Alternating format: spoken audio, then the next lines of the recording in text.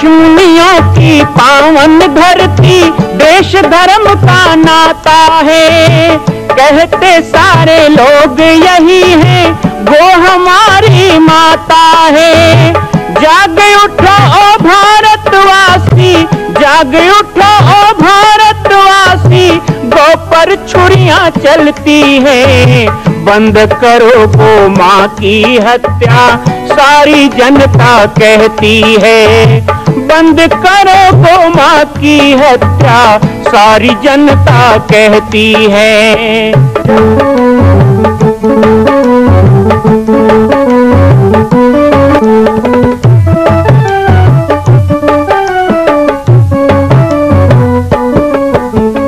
जगह जगह पर बूचड़ खाना, लाखों गौएं कटती हैं। किसे सुनाए व्यथा हमारी, नैना नीर बहाती है। रक्षा करना गौ माता की, रक्षा करना गौ माता की, गीता ज्ञान सिखाती है। बंद करो गो माँ की हत्या, सारी जनता कहती है। बंद करो गो माँ की हत्या, सारी जनता कहती है। जय श्री राम, जय गो माता, जय गोपाल। स्वागत है आप सभी का भारत के हृदय स्थल छत्तीसगढ़ प्रांत में मां कौशल्या धाम जिला बालोद में विगत 18 वर्षों से बन रहे इस विशाल दिव्य भव्य मंदिर का निर्माण। विश्व के अंदर भगवान राम के लाखों मंदिर हैं। अब अयोध्या में भी रामलला विराजित हो चुके हैं, लेकिन छत्तीसगढ़ की बेटी मां कौशल्या जो राम की माता है, उनका एक भी मंदिर पूरे विश्व में नहीं।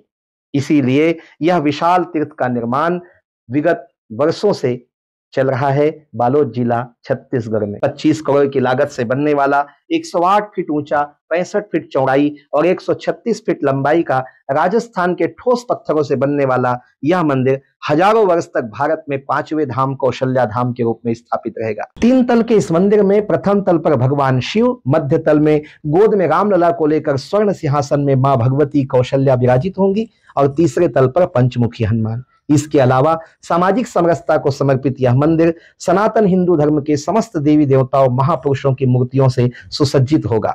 आप सब एक एक मूर्ति का संकल्प भी इस मंदिर के लिए कर सकते हैं। ध्यान रखिएगा, यह अवसर बार बार नहीं मिलेगा, क्योंकि 2026 में मां कौशल्या का दिव्य भव्य धाम स्थापित हो जाएगा। मां कौशल्या विराजित हो जाएगी। एक बार पुनः आप सबको निवेदन करूंगा, आइए, जुड़िए और सबको जोड़िए इस विशाल तीर्थ के निर्माण में। मैं राम बालक दास महात्यागी आप सभी को आह्वान करता हूं, संपूर्ण प्रदेश एवं देशवासियों को, कि जिस तरह रामलला के दिव्य भव्य मंदिर के लिए आप सब ने मुक्त हस्त से दान दिया है, इसी तरह मां कौशल्या के एकमात्र विश्व के प्रथम धाम के निर्माण में आप सभी मुक्त हस्त से दान दें। यह दान 3 आहुति के रूप में लिया जा रहा है। हम 1100, 1700, 5100, 11,000, 21,000, 1 लाख, उससे भी अधिक जो भी राशि करना चाहें 2025 और 26 के अंतर्गत 3 बार देने का संकल्प लें।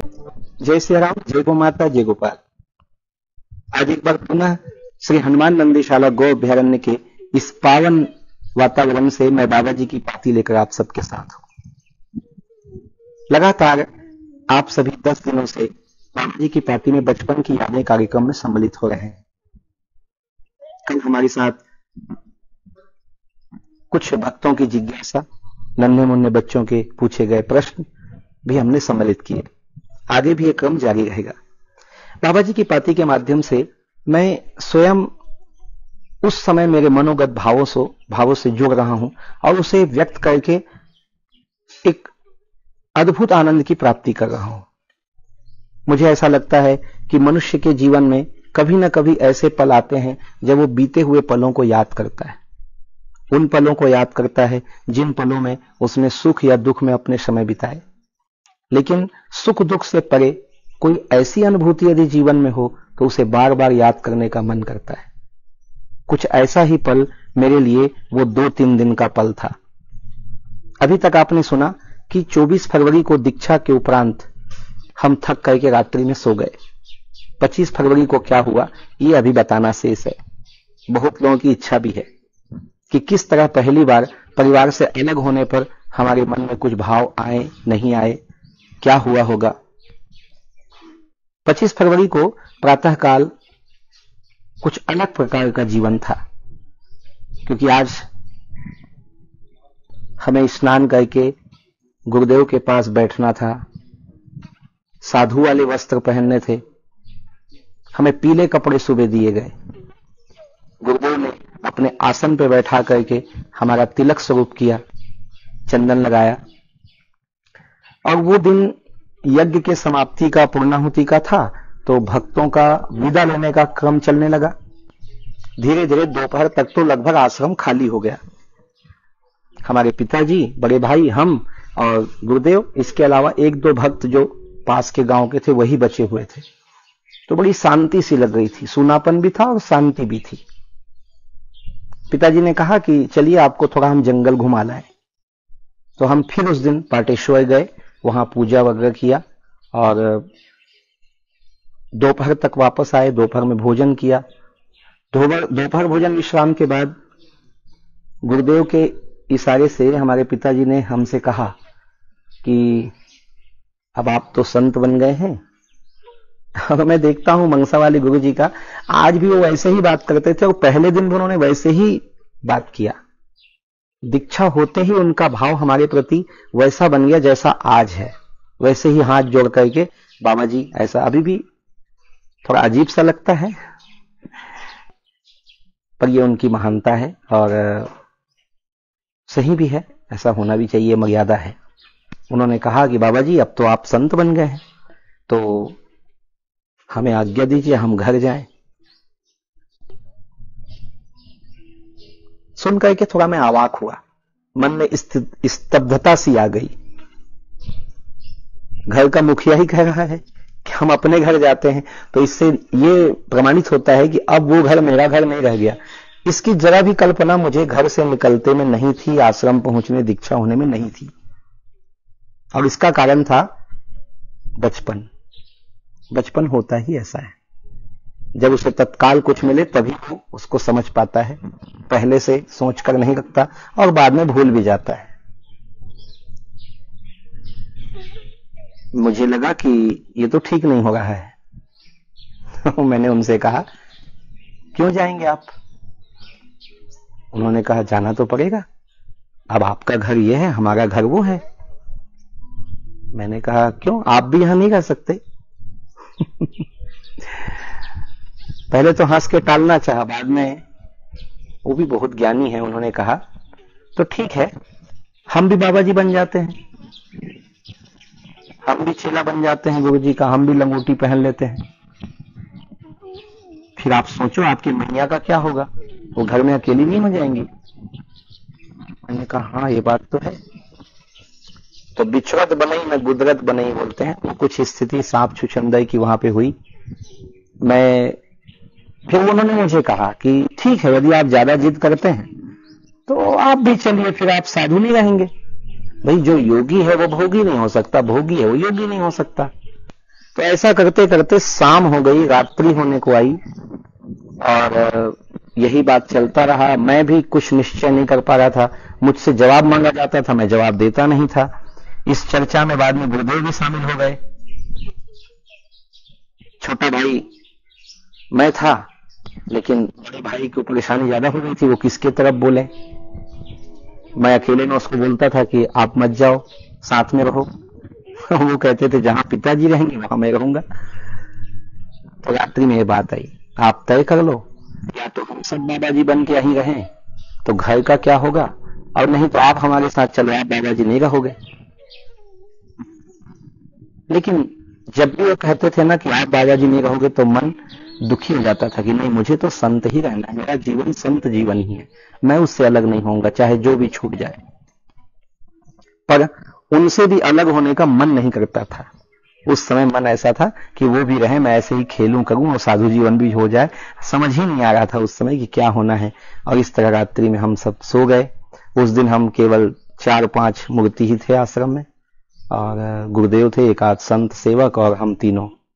दूसरे दिन सुबह हुई, हमें बिना बताए गुरुदेव पिताजी और भाई को लेकर के चले गए।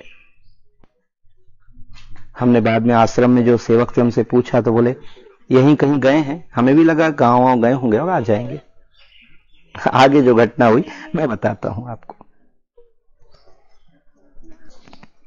जामरीपाट के इस जंगल में अब मैं बिल्कुल शांत था।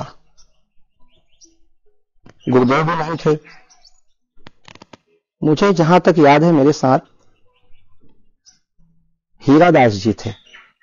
बाद में हीरादास जी के बारे में भी आपको बताऊंगा। हीरादास जी थे और रामाधीन बाबा थे। तो रामाधीन बाबा बहुत प्यार से समझाते थे।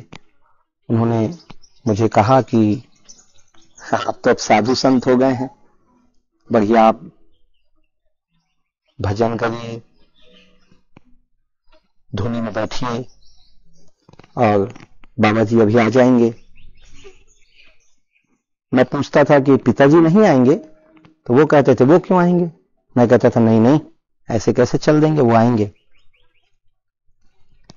लेकिन हीरादास जी एक संत थे तो वो कहते थे कि आएंगे आएंगे, चिंता मत करो, क्योंकि हो सकता है गुरुदेव ने उनको कहा था कि ऐसा बोलना, बच्चा है। संभवतः दिन बीता, रात्रि में भोजन वगैरह किया और भोजन करके जब मैं सो गया तब गुरुदेव आए। लेकिन वो अकेले आए जैसा उनका निश्चित था। पिताजी और भाई साहब चले गए थे। उसके बाद की घटनाएं कुछ अलग नहीं है, क्योंकि सीधी सी बात है कि साधु जीवन को मन स्वीकार कर ही रहा था। और दूसरे दिन सुबह हुई, गुरुदेव के साथ हंसना बोलना। गुरुदेव का व्यवहार ऐसा नहीं था कि वो कोई गुरु है तो मुझे डांटें या कुछ दबाव दें। यहां तक जैसे मैंने पहले कहा था कि पीले रंग का मुझे अचला दिए थे, वो भी गुरुदेव ने उतना बंधन नहीं डाला। कभी ठीक है, जैसा पहन के रहना है तुम रहो। तो खुश रहने लगा, मुझे अच्छा लगने लगा और जंगल बड़ा अच्छा लगने लगा। जंगल में इधर उधर फुदकना, दौड़ना, खेलना पहले दिन से ही शुरू हो गया। और ठंडी का दिन भी था तो जंगल भी हरा भरा था। और साथ में जो हमारे रामाधीन जी हो गए या उनके यहाँ के कुछ बच्चे भी आ जाते थे तो वो लोग मुझे थोड़ा जंगल में भी घुमा देते थे।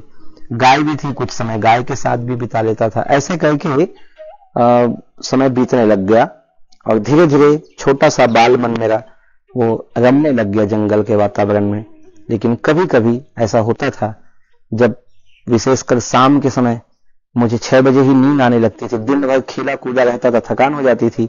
और शाम जब होती तो स्वाभाविक है, बच्चों को आदत होती है जल्दी भोजन करके सोने की, तो नींद आती थी। उस समय जरा माँ की याद आती थी। और जब नींद लग गई तो मुझे उठाना बहुत मुश्किल होता था।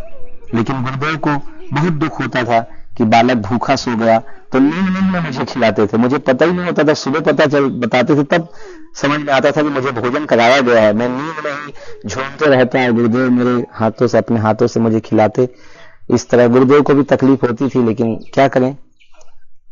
लगभग 1 महीने ऐसे बीते हैं और इन 1 महीनों में गुरुदेव ने कभी मुझे ये नहीं कहा, अपने हाथ से चंदन भी लगाओ नहीं कहा। वही मुझे मेरा श्रृंगार करते, मुझे चंदन तिलक लगाते और मुझे अच्छी अच्छी बात बताते। उन्होंने मुझे रामायण और गीता दी। रामायण और गीता देकर कहा कि आप ये पढ़िए, क्योंकि मैं जंगल में आपको कहाँ पढ़ाऊंगा। शिक्षा दीक्षा भी जरूरी है, लेकिन रामायण और गीता जो है वो आप पढ़ेंगे तो रामायण से आपको बोलने की जो शैली है वो आएगी और गीता से आपको संस्कृत का ज्ञान होगा, ये आगे आपके काम आएगा। तो गुरुदेव ने प्रतिदिन मुझे रामायण पढ़ने के लिए प्रेरित किया। रात्रि होती थी तो गुरुदेव हारमोनियम लेके बैठ जाते और थोड़ा थोड़ा मैं भी ढोलक बजाता था या खंजरी होती थी और इस तरह गुरु से भजन किया करते। बहुत अलग दिन थे वो। दिन में भोजन गुरुदेव बनाते, भोग लगता और हम गुरुदेव के पीछे पीछे डोलते, कैसे पूजा होती है, कैसे भोग लगता है, बड़ी चाव से सब देखते। साथ में भोजन करते गुरुदेव के साथ पास पास बैठकर। और रात्रि में या तो आटे की बाटी या आलू का चोखा बनता धुनी में, या फिर खिचड़ी बनती और गुरुदेव बड़े प्यार से हमें खिलाते। इस तरह 1 महीने का समय तो बिल्कुल बीत गया था। अब 1 महीने के बाद में कुछ उतार चढ़ाव आने शुरू हुए हैं। मैं आपको उसके बारे में भी बताऊंगा। बाबा जी की पाती देख करके आपके मन में कुछ जिज्ञासाएं होती हैं तो वो भी आप हमारे साथ बांट सकते हैं, हमें लिखकर या बोलकर या वीडियो बना के भेज सकते हैं, उसे इस कार्यक्रम में सम्मिलित किया जाएगा। कल पुनः मिलेंगे बाबा जी की पाती कार्यक्रम में, और साथ ही आप सबको ऑनलाइन सत्संग में जुड़ने के लिए सुबह 10 बजे से 11 बजे आह्वान करता हूं। जिन्हें जुड़ने की इच्छा हो तो हमारे नीचे लिखे व्हाट्सएप नंबर पर लिखकर भेजेंगे तो 1 घंटे के सत्संग में आपसे हम रोज जुड़ सकते हैं। तब तक के लिए जय श्री राम, जय गो माता, जय गोपाल। मां कौशल्या के धाम का निर्माण प्रारंभ हो चुका है, अब 2026 में पूर्ण होने वाला है। अरे अंगद हनुमान नहीं तो गिलहरी तो बनिए। एक छोटा सा संकल्प आप अपने मां भगवती के लिए नहीं कर सकते हैं? यदि आप राम भक्त हैं तो मैं चाहूंगा कि मां कौशल्या के धाम के निर्माण के लिए आप अपने जीवन का एक अंश जरूर समर्पित करें। आइए हमारे नीचे चल रहे व्हाट्सएप नंबर और अकाउंट डिटेल पर संपर्क करके अपने जीवन का एक अंश लगाकर आप भी पुण्य के भागी बने। मैं राम बालक दास महात्यागी, मां कौशल्या धाम, जिला बालोद, छत्तीसगढ़ से। मां कौशल्या की पावन जन्मभूमि छत्तीसगढ़ प्रांत में बालोद जिला में स्थित है श्री सर्वसिद्ध शक्तिपीठ जामड़ी पाटेश्वर धाम। परम पूज्य सद्गुरुदेव राजयोगी बाबा जी की तपस्थली श्री पाटेश्वर धाम और विश्व के अद्वितीय मां कौशल्या जन्मभूमि मंदिर निर्माण का दर्शन करने और इसी प्रकार समसामयिक विषयों पर अपना ज्ञान वर्धन करने के लिए और 10,000 गायों के लिए बनने वाले श्री हनुमान नंदीशाला गो अभ्यारण्य का समाचार प्राप्त करने के लिए आप सभी देखते रहें YouTube चैनल पर, और हमारे चैनल को आप सभी सब्सक्राइब करें, घंटी का बटन दबाएं ताकि आप सूचनाओं से जुड़े रह सकें। जय श्री राम, जय गो माता, जय गोपाल।